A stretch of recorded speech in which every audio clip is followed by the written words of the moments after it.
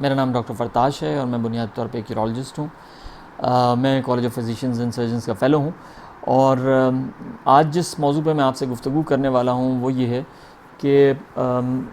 मर्दों में जो कतरे निकलते हैं उसकी क्या वजूहात हैं और वो कितने सीरियस हो सकते हैं।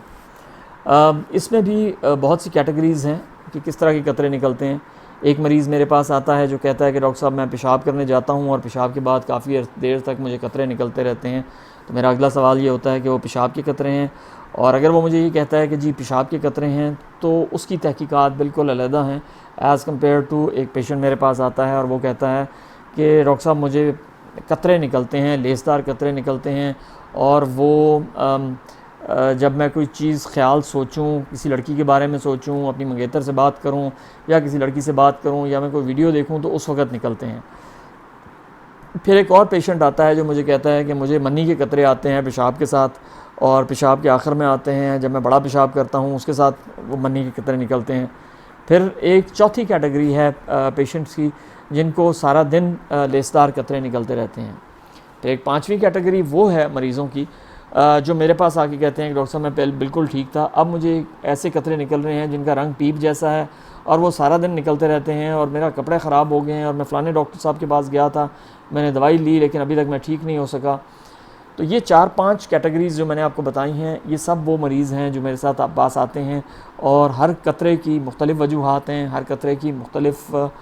इलाज है। जो पहली कैटेगरी है जिनको पेशाब के कतरे आते हैं, उनका मुझे पेशाब की इन्वेस्टिगेशन करनी पड़ती है, उनकी स्पाइनल कॉर्ड को देखना पड़ता है, उनकी इन्फेक्शन को देखना पड़ता है, पेशाब की जो इन्फेक्शन हो सकता है उनको। उसके अलावा ये भी देखना पड़ता है कि उनको जो उनका मसाना है वो, और उनका जो मसाना खोलने वाला जो वॉल्व या मैकेनिज़्म है, या जो खुदा ने दिया हुआ है आपको मैकेनिज़्म, वो दोनों कोऑर्डिनेट भी कर रहे हैं या नहीं, या एक जल्दी बंद हो जाता है एक जल्दी खुलता है। इसके अलावा मुझे ये भी देखना पड़ता है कि वो जो कतरे निकल रहे हैं वो कितने सीरियस हैं, वो कितनी देर तक निकलते रहते हैं पेशाब के कतरे, या वो पेशाब के कतरे सिर्फ उसको महसूस होते हैं और वो निकलते नहीं हैं। तो ये तमाम तहकीकात हमें करनी पड़ती हैं जब हम उसके इंटरव्यू करते हैं पेशेंट का, आप उससे चीज़ें पूछते हैं।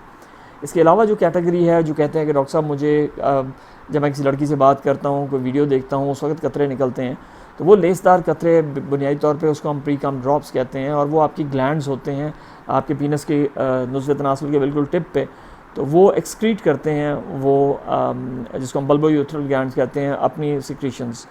मर्दों का कंट्रीब्यूशन सेक्स में बुनियादी तौर पे लुब्रिकेशन में या गीला करने में यही चंद कतरे होते हैं। आम तौर पे जो सेक्स के दौरान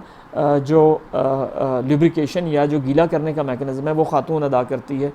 मर्दों में ये मैकेनिज़्म कुदरत की तरफ से ख़त्म हो चुका है, सिवाय ये चंद कतरों के जो निकलते हैं।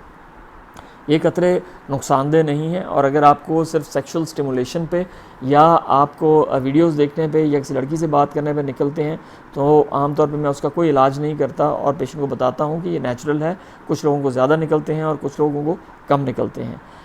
तीसरी किस्म की जो कैटेगरी है जिनको कतरे जो हैं वो मनी के साथ मनी के भी कतरे साथ निकलते हैं, तो उनसे मैं पूछता हूँ कि आपको कब्ज़ रहती है,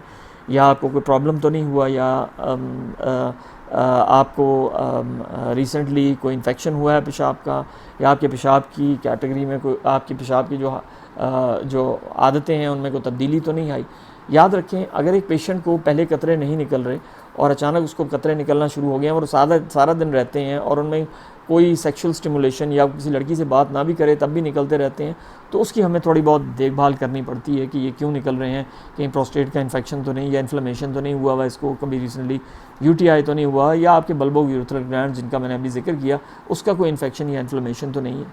तो ये तमाम तहकीकात हमें करनी पड़ती हैं। हाँ, अगर आपके पेशाब की हैबिट्स में अभी चेंज हुआ है, पहले आप रात को नहीं उठते थे, अब आप उठना शुरू हो गए हैं, पहले आपको जल्दी नहीं जाना पड़ता था, अब आपको जल्दी जाना पड़ता है, पहले आपको पेशाब जो है वो लगता था कि खाली हो गया, अब लगता है कि नहीं खाली हुआ, तो ये तमाम चीज़ों को हमें कोऑर्डिनेट करना पड़ता है। मुझे देखना पड़ता है कि इन चीज़ों के रब्त में और आपके जो कतरे अभी रिसेंटली निकलना शुरू हुए हैं, पहले वाले नहीं, कि मतलब अगर आपको पहले नहीं निकलते थे और अब निकलना शुरू हुए हैं तो उसमें क्या रब्त है, और उसकी कोई वाकई वजह है या ये साइकोलॉजिकल इम्पैक्ट है किसी चीज़ का। तो तमाम चीज़ें हमें देखनी पड़ती हैं। जो लास्ट वाली कैटेगरी मैंने आपको बताया है, जिसमें आपको मनी की तरह के कतरे, मनी की तरह नहीं, सॉरी, जो पीप की तरह के कतरे निकलते हैं वो सारा दिन निकलते रहते हैं और आपकी शलवार ख़राब होती है, उसमें जो मेरा पहला सवाल अपने मरीज़ से होता है वो ये होता है कि क्या आप किसी खातून से मिले हैं रिसेंटली, और क्या उसके बाद से हो रहा है। आम तौर पे ऐसे कतरे तब निकलते हैं जब आप किसी खातून के साथ अनप्रोटेक्टेड सेक्स, यानी बग़ैर कॉन्डम चढ़ाए हुए अगर आप किसी खातून के पास गए हैं तो उसमें ये कतरे निकलते हैं। और ये कतरे अगर आप इनका इलाज ना करें और वो पीप निकलती रहे तो ये आपकी पेशाब की नाली को सीरियसली डैमेज कर सकते हैं, जिसके बाद हमें ऑपरेशंस करने पड़ते हैं उस पेशाब की नाली को ठीक करने के लिए। तो लकीली ये जो वो जो पीप के कतरे अगर आपको आ रहे हैं तो उसका बड़ा इफ़ेक्टिव इलाज मौजूद है और हम उसका इलाज भी करते हैं अपने क्लिनिक पे। लेकिन ये याद रखें कि हर जिस किस्म के कतरे निकलते हैं उनका अपना इलाज है और उनका अपना तरीक़ाकार है जिससे हम डील करते हैं और उसकी अपनी वजूहात हैं। लिहाजा आप क्लिनिक तशरीफ़ लाएँ अगर आपको ऐसा कोई प्रॉब्लम है, और इंशाअल्लाह ताला हम तहक़ीक़ करके उसका प्रॉपर इलाज करेंगे। आपका बहुत बहुत शुक्रिया।